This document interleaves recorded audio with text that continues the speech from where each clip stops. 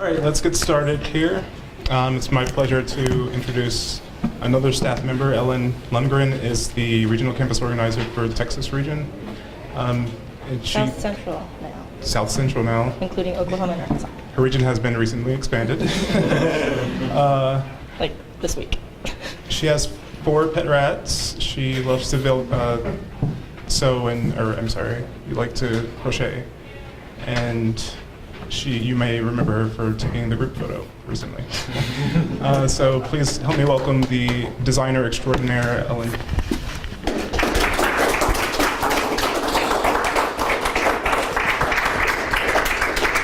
All right, thank you.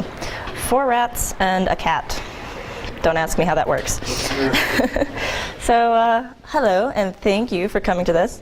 This will be about how to make good design for your group, for your flyers, your posters, your online whatever, logos.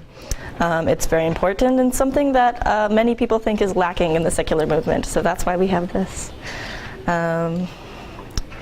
So I have several steps to just kind of get your mind in the right place of how to start thinking about designing things for your group. And my first step is know what you're advertising.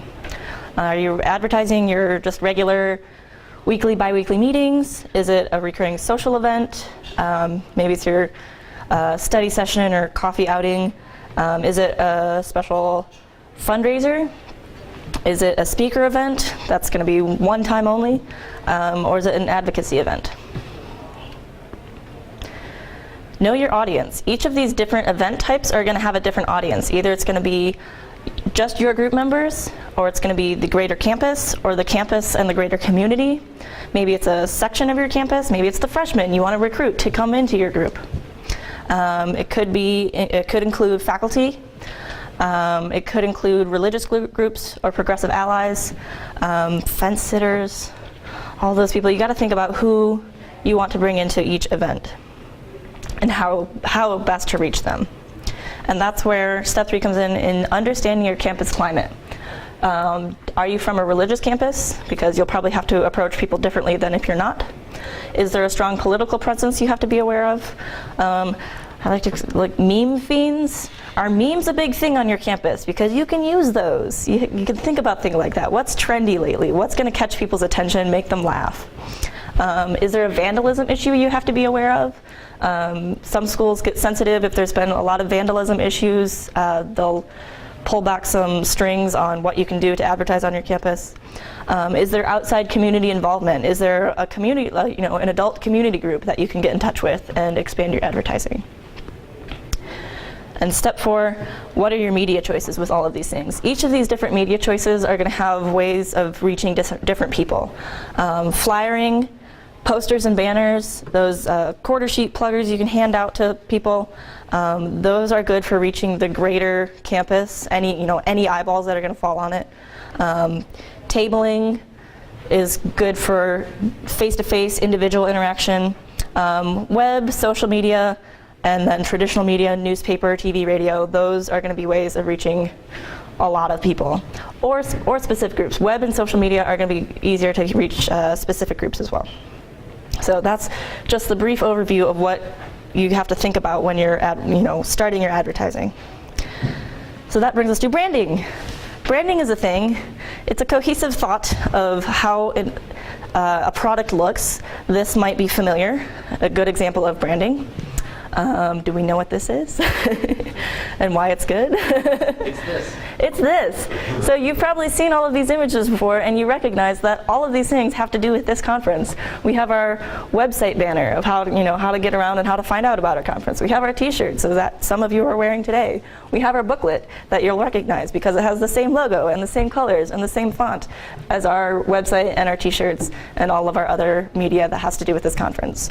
That is how branding works. You want a unified image that people are going to recognize instantly on your campus. So when they see a poster, they know what group it's for, and they're like, awesome. So using our logo is a big part of branding. If you do use our logo, which you are allowed to do, there are guidelines on how you can alter it.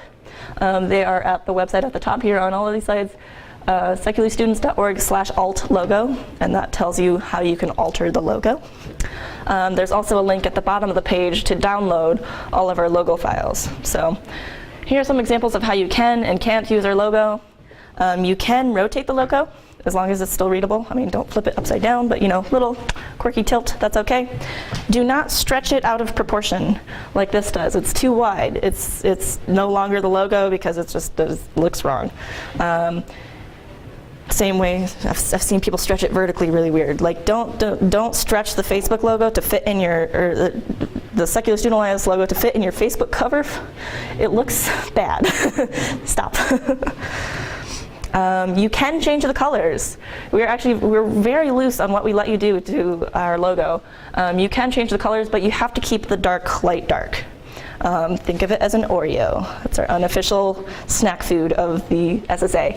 So where the logo would normally be black, we have the blue now, and then the white has the yellow. Keep the text the same. I mean, the reverse. Yeah. Which of red and green do you consider darker? It depends which kind of red and green, because those are often very similar. Okay, one's typically associated to Christmas, just in case. Green, maybe? Okay. Yeah. Also run into problems with people that are colorblind. Yeah, red and green are often very contiguous colors, meaning if you put them into grayscale, it'll just be a gray logo. Okay. So if you're ever in doubt, throw it into grayscale, and whichever one's darker. Okay. Yeah. Okay, so I understand stretching this, why that's bad and why you should never play with kerning too much. I had made a design, I haven't printed it at all, where I've got the classic Uncle Sam hat and I replaced the banner with the SSA logo to make it look like he has the banner stretched across his, so it looks 3D. I would say that's okay if it's like being imposed into an image and it needs that perspective. I would say that's okay, as long as it's readable. Right. That's the thing. So back to the colors. Obviously, this one is not good because the dark and lights are reversed. Pretty easy to understand. Here's our last one. You can overlay it over something else as long as the thing underneath it is one color. And then the darks and lights stay the same. If the state of Ohio in this example were multicolored, that would not be acceptable.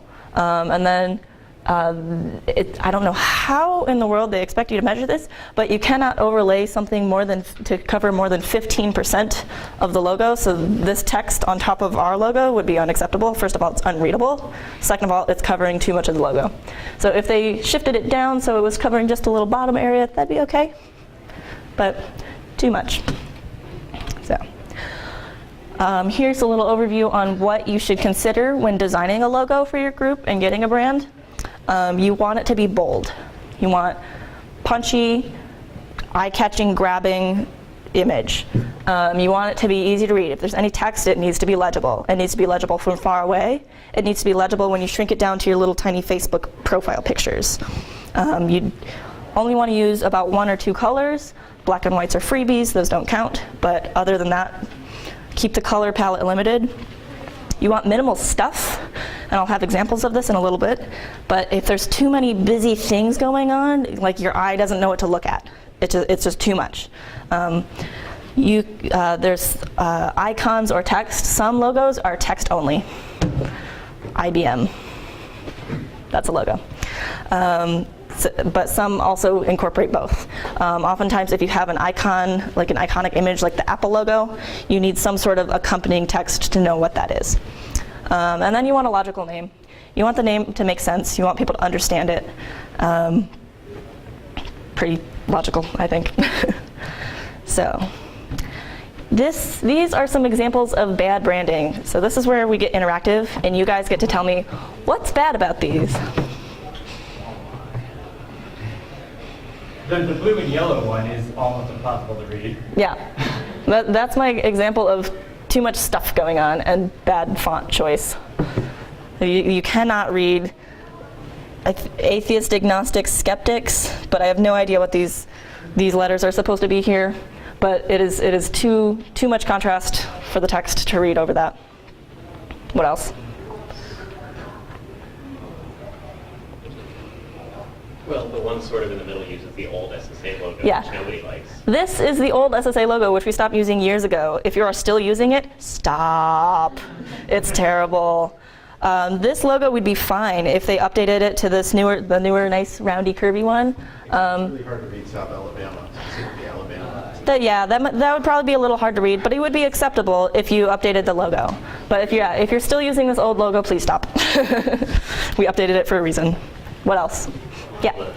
The Fairbank Free Thinkers is a lot of stuff going on. Yeah, I don't think there's a logo, I mean, this has all the logos of other organizations, but there's not actually a logo of their own in here, and this is the only thing I could find that was logo-like that represented them. And I know it says secular right there, but it looks like sec VR. Yeah, this, too confusing.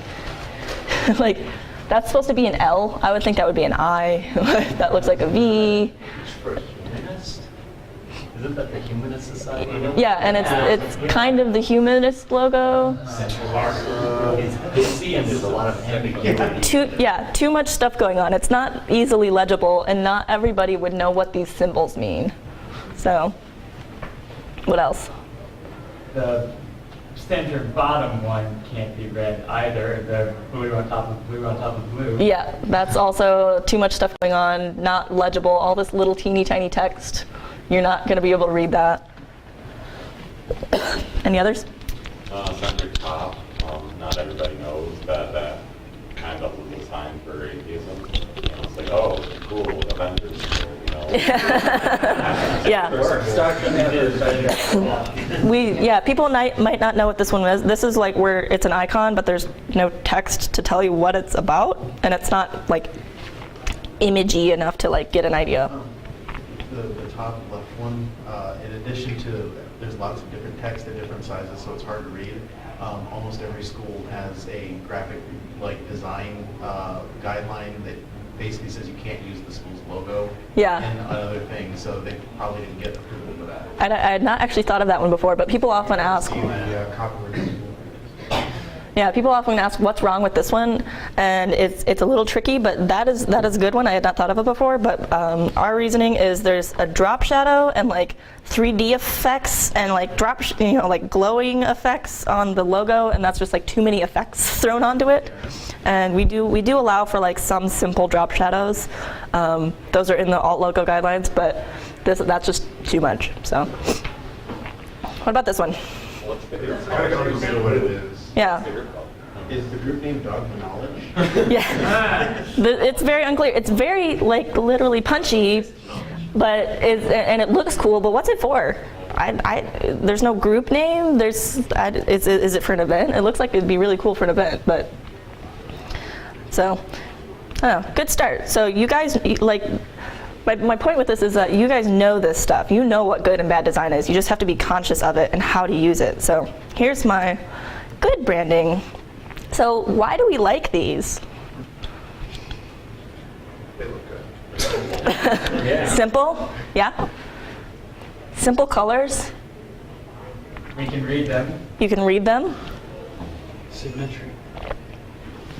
Symmetry. Some research for the top two in one of my publishing classes, they were talking about how blue is inherently trusted, that blue logos are trusted by people. There's kind of an in-joke among secular organizations of free thought blue, because a lot of the organizations have blue as their color. So free thought blue is a thing. It's the least hated color in studies. It's just very calming. It's the calming trust effect of, oh yeah, we like this, and okay, I'm comfortable. I think, if I'm not mistaken, red is most likely to cause like a visceral reaction, hunger, be that good or otherwise. Yeah. In Western culture. Passion or anger, like. So yeah, these are all very simple colors. 2 colors, 2 colors, 1 color, 2 colors. I mean, very easy. If you take out the blacks and whites, there's 1 to 2 colors to each of these. The text is very legible on all of them. You can read them from far away. I like that. The imagery is iconic. It's simple. You understand what it is instantly. Any other reasons why we like these? Interrobang. Those are cool. It's straight to the point.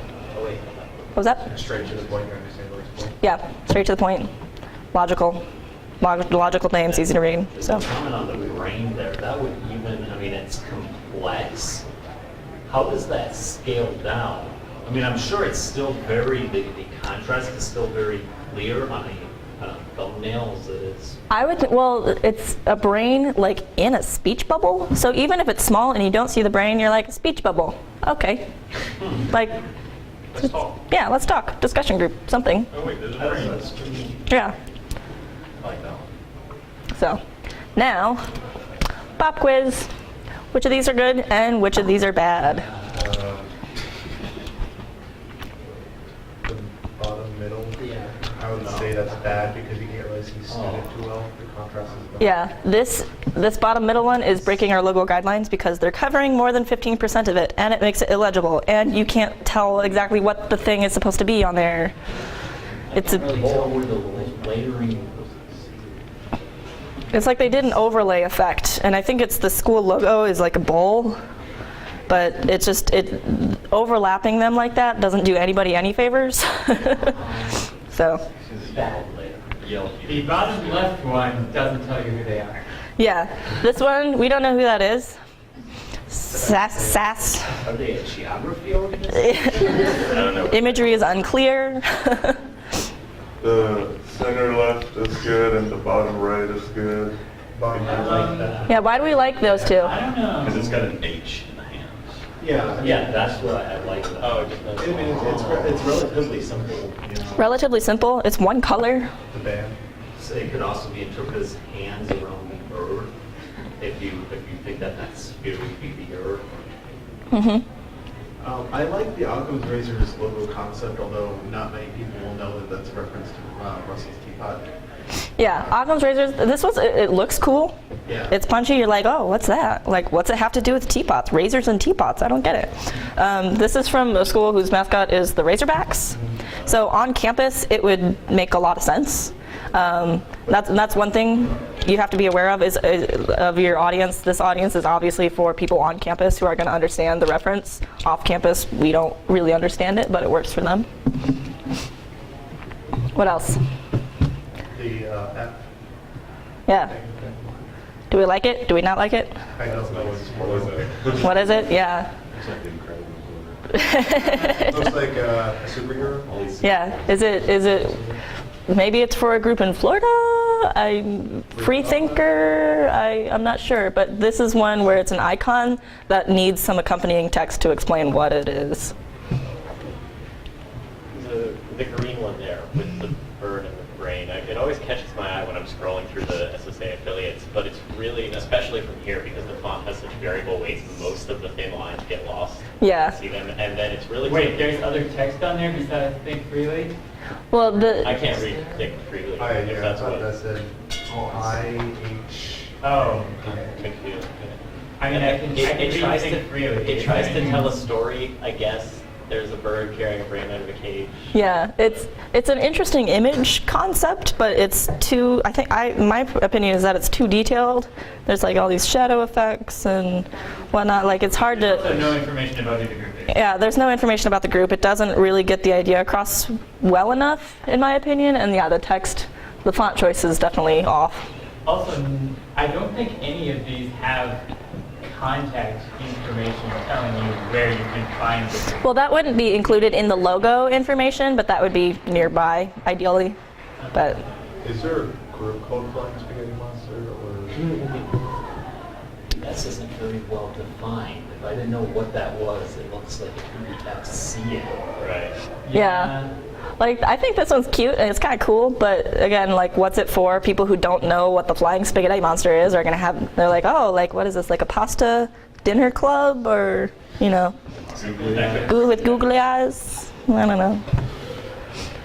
How about this one? The lettering looks like it was done by hand, but not by a calligrapher. Yeah. Do we like it though? Clipboard is never good. It's readable. I really like to have the school colors. The background could have been a different color to make it contrast a little better, so you see the blue. Yeah. It's kind of hard. The contrast could be better with the black and the dark I blue. think a white background there would be good. Yeah. By the way, one point I've seen about text on background, white text with a black background can be read on any color.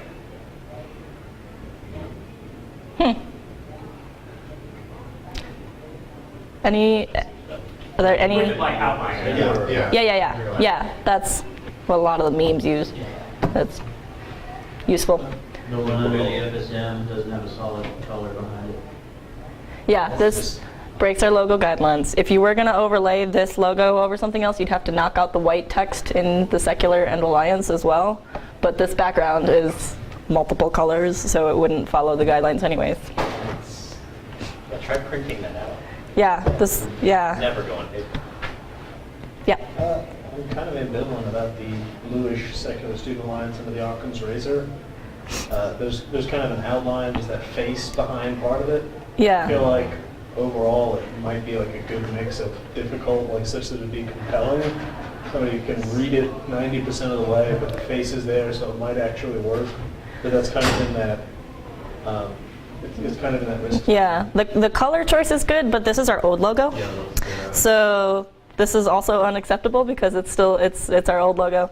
If they updated it, maybe, but I think there's too much going on because they've got like a drop shadow in the yellow area, but a gradient in the blue, and different overlay thing, like it's like a outline of a face here with a light bulb. That's someone else's clothes, right? And that's, yeah. So appropriating other people's logos is not allowed without their permission. That's another thing. Copyright. Follow copyright. But I also believe this group completely redid the logo like manually. Like they didn't use our logo files. Like we give you the logo files for free just so you don't have to do that. So please don't try to recreate the logo on your own because we give you the files. So don't make it harder for yourself. So any other comments on these? Any other questions about graphic design and making things look good for your group? I noticed a lot of title caps being used, and I've been told that a lot of times maybe it might be better for a logo, but the more capital letters you have in a row, the harder it is for people to read it because our eyes can't scan it easily. Yeah, that is a thing. If you have a really long group name, all caps might not work for you. People's eyes don't read it very well because it's just the same height blocks. Just one last thing I would like to add. Yeah. Because I'm kind of a stickler for very specific things in the Secular Panther logo. That blue, I designed that logo. The blue that we use and the gray of the text, those are actually the specific blue and gray that we have in our school colors. Like you can look them up on your school's website because they'll have a Department of Graphic. Yeah, that's Yeah. And everything. schools.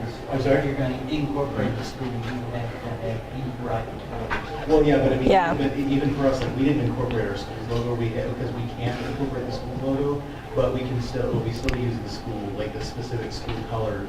Yeah, most universities will provide the information for their, like the hex codes or whatever you need for your school's logo colors. So if you're going to use the school colors, like for example, if you're going to take the SSA logo and incorporate your school's colors, you can do that by looking up on your school's website or asking where the logo information is, and I assure you they will have very long documentation on how you can and cannot alter their logo or use their colors as well. So we also have that, secularstudents.org/alt logo.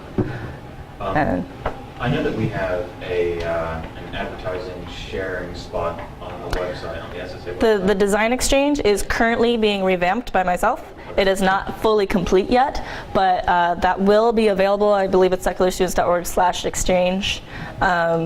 That will be a place where if you do have graphic design and logo files or flyer design, we want the original editable file so that other people can change them to their group information. But there will be a place to submit that information and download several templates and examples we'll have as well. So that will be coming soon. So yeah. So what are some good and bad reasons to change your logo? Like how often? Ideally, you shouldn't have to change it for a very long time. And that's a big reason for keeping it simple.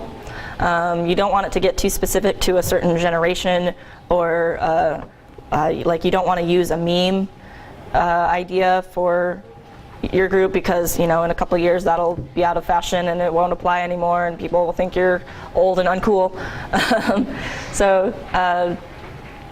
Yeah, ideally it should last a very long time and you shouldn't have to redesign it. My tip is, for designing logos especially, is find the artsy person in your group, or if you have an art department, go there and maybe set a little cash aside to bribe them for designing a logo. The art students do a lot of great work and will often do it for free for portfolio fodder, so ask them. So that's all I have. If you have any other questions, you can come talk to me afterwards or email me here or hit me up on Twitter. I'm all over. So thank you very much.